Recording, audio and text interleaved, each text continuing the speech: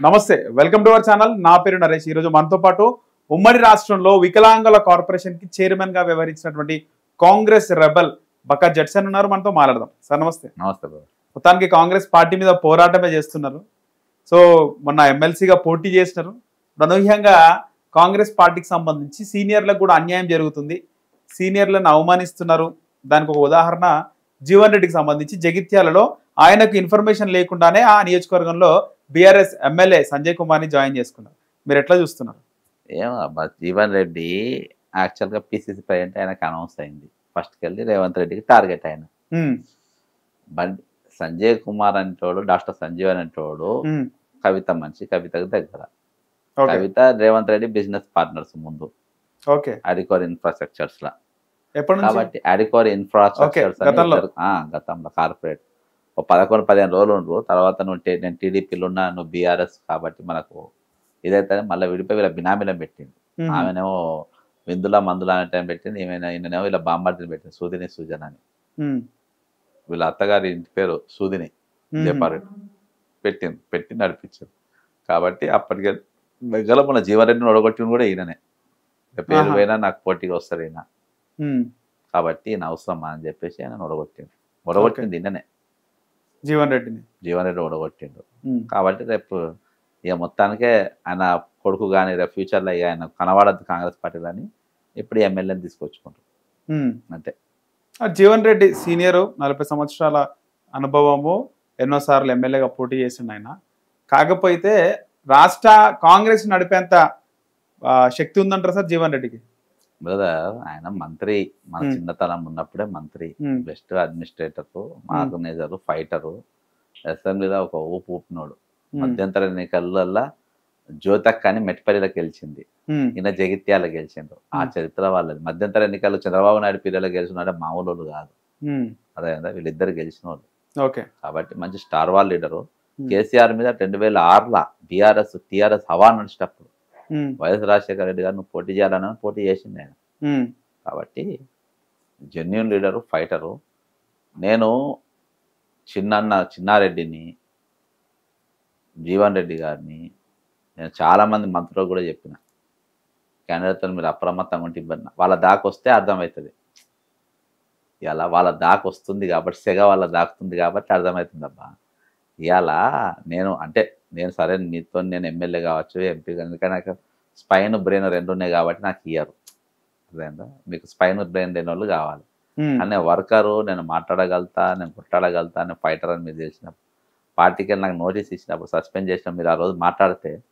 ఇవాళ ఎంత వాయిస్ ఉండేది మీకు ఒక సీనియర్ నాయకుడు మీరు ఎట్లా షోకాదు నోటీస్ మీకు గలవేస్తారు జీవన్ రెడ్డి ఛాన్సర్ నా ఫోన్ చేశాను జడ్సన్ నాకు ఈ డాక్యుమెంట్స్ ఇవి అన్న చాలా మంది మంత్రులు అడిగాను జీవన్ రెడ్డి గారు పొద్దు అడిగాను నన్ను ఎవరు అడగాలి కానీ ఆయన అడిగాను నా రూమ్కి వచ్చి ఆయన శ్రీధరబాబు సందర్భంగా వచ్చి అప్రిషియేట్ చేసిపోయాను గాంధీ భవన్లో బీఆర్ఎస్తో నేను చేస్తున్న ఫైట్ రేవంత్ రెడ్డి ఏ రోజు అప్రిషియేట్ చేయలే కాబట్టి ఈజ్ అ గుడ్ లీడర్ మళ్ళా ఏది ప్రతిభను చూసి కొంచెము ఎంకరేజ్ చేసే మనిషి అసలు ఉంటే ప్రమాదం అని చెప్పేసి ఈరోజు ఆయన ఉన్నా పోయినా పోకున్నా ఆయనను మాత్రం కిల్ చేసిండ్రు జీవన్ రెడ్డిని ఇది జాయిన్ అయిందంటే అయిపోయింది ఇజ్జత్ లేకుండా చేసినాడు అయితే అట్లనే అనుకోకుండా కానీ ఫ్యూచర్లో మాత్రము ఆయనను ఇక ఆయన తెల్లారులేస్తే సంజయ్ అనేటువంటి కొట్లాడుకుంటూ కూర్చోవాలి అక్కడ ఇప్పటి నుంచి అంతే కదా ప్రోటోకాల్ కాడ ఆడ ఈడ సెలక్షన్ల కాడ లోన్ల కాడ లేకుంటే ఏమన్నా పనుల కాడ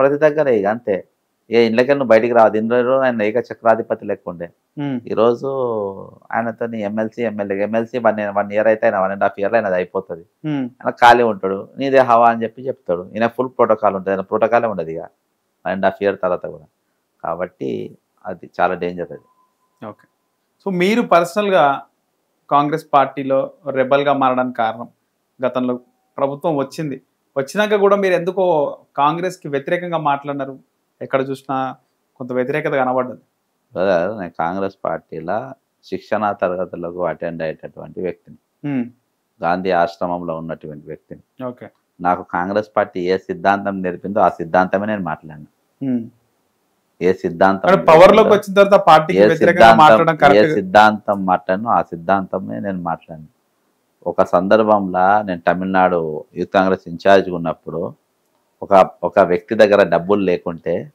నేను ఆయనకు ఫైనాన్స్ సహాయం చేసినాను, తీసుకున్నాడు కాదు, నేనే ఆయనకు డబ్బులు ఇచ్చినా అని నా మీద కంప్లైంట్ చేస్తే నేను ఇచ్చినందుకు నా మీద ఒక ఎంక్వైరీ కమిటీ వేసి తీసుకొని వచ్చి హైదరాబాద్కి వచ్చి ఎంక్వైరీ చేశాను. మా పార్టీ ఎంత స్ట్రిక్ట్ ఉంటుందా అని చెప్పేసి, సరే నేను నాకు క్లీన్ చిట్ వచ్చింది అనుకో, అందులో నేను డబ్బులు ఇచ్చినా అని లంచం తీసుకుంది కాదు. కాబట్టి అందులో ఇంత స్ట్రిక్ట్ ఉంటుంది కాంగ్రెస్ పార్టీ అని ఐడియాలజీ పెరిగినోని నువ్వు బాధాప్తా ఒక లంచం ఇచ్చేటప్పుడు రెడ్ హ్యాండ్ దొరికి జైలుకు పోయి వచ్చినోనికి నువ్వు నాకేం సిద్ధాంతం నేర్పినావు? నువ్వు ఎటువంటి సిద్ధాంతాలు చేస్తావు నువ్వు తెచ్చుకుంటున్నావు?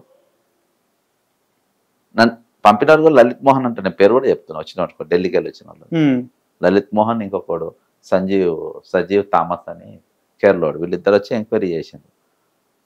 మరి ఆ సిద్ధాంతం నాకు నేర్పినావు, ఆ సిద్ధాంతం మరి నువ్వు వీళ్ళ తరఫున మీరు ఎందుకు మర్చిపోతుంటారు? ఆ సిద్ధాంతాలు ఏమన్నా మరి మీరేమన్నా ఇప్పుడు బైలాస్ ఏమన్నా మార్చిందా? రూల్స్ అన్ని తెలుసు కదా సార్, కాంగ్రెస్ పార్టీ అధిష్టానం.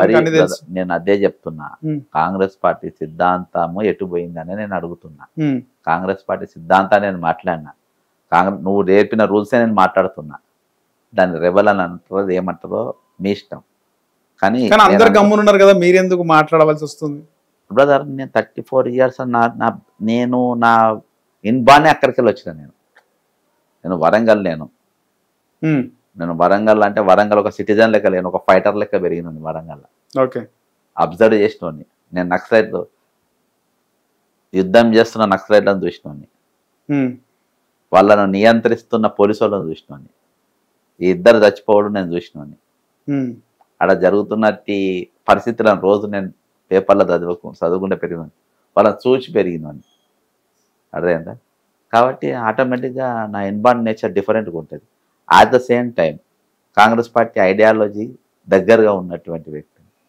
కాబట్టి ఆ పరిస్థితులలో మేము పెరిగిన ప్రభావం వల్లనో దేనివల్లనో ఖచ్చితంగా రేపు కాంగ్రెస్ పార్టీ ఏ విధంగా ఉండబోతుందని, ఏ విధంగా ఉంటే బాగుంటుందని చూసినాం. మీలాంటి కాంగ్రెస్ ఎంతమంది ఉంటారు సార్? చాలా మంది, సిద్ధాంతం నమ్మినట్టు చాలా మంది. వాళ్ళు ఎవరు మాట్లాడలేదు. బ్రదర్ గాంధీ భవన్ లో పనిచేసే రియల్ ఎంప్లాయీస్ 30-40 ఏళ్ళకే చేస్తారు, వాళ్ళందరూ ఒరిజినల్ గాంధీయన్స్. అటు కూడా నాకు టచ్ ఉంటారు. వాళ్ళు ఎవరు మాట్లాడతలేరు, మీరు ఎందుకు మాట్లాడుతున్నారని బ్రదర్ కొంతమంది లోపల మాట్లాడుతారు, కొంత స్వార్థపరులు అయిపోయింది బ్రదర్. కాంగ్రెస్ పార్టీని బ్రదర్ ఈ రోజు Congress party is filled with migrators. ఈరోజు మైగ్రేటెడ్ కాంగ్రెస్ పార్టీ అయిపోయింది. ఏదేమైనప్పటికీ రాష్ట్రంలో కాంగ్రెస్ అధికారంలోకి వచ్చింది. అధికారం రాలే బ్రదర్, తీసుకొచ్చినాము. అధికారం రాలే, తీసుకొచ్చినాక ప్రభుత్వం పైన బురద జల్లడం బ్రదర్ తప్పిదాం. బ్రదర్ నీకు కొన్ని ఎగ్జాంపుల్ చెప్తా. ధరణి 1,50,00,000 ఎకరాల భూమికి సంబంధించినటువంటి వ్యక్తి. అది ఏ కంపెనీకి ఇచ్చిండ్రు? టెరాసిస్ కంపెనీ. టెరాసిస్ అనే కంపెనీకి ధరణి ఎట్లిచ్చిందని ఎప్పుడన్నా రేవంత్ రెడ్డి అనంగా మీరు విన్నారా? వినలేదు. ఆ కంపెనీ పేరు ఏకైక నాలుక మీద వచ్చింది, నా నాలుక మీద అది మొత్తం నేనే బయటికి తీసిన. ఏ రోజు కూడా నేను మాట్లాడిన తర్వాత సంవత్సరం ఆ కంపెనీ ఎవరన్న పేరు విన్నారా? శ్రీధర్ గదిరాజ్ అనేటువంటి. ధరణి అనేది ఎక్కడ పుట్టినో తెలుసా? ఒట్టినాగులపల్లి. ఒట్టినాగులపల్లి ఎందుకు పుట్టినో తెలుసా? సత్యం రామలింగరాజు భూమి 500 ఎకరాల భూమి. బ్రదర్ ఇవి సబ్జెక్ట్ నేను తీసుకొని రేవంత్ రెడ్డి గాని బట్టి గాని financial district Gachibowli financial district ఒట్టినాగులపల్లి అని కొడుతుంటది. 500 ఎకరాలు ఉన్నాయి అక్కడ.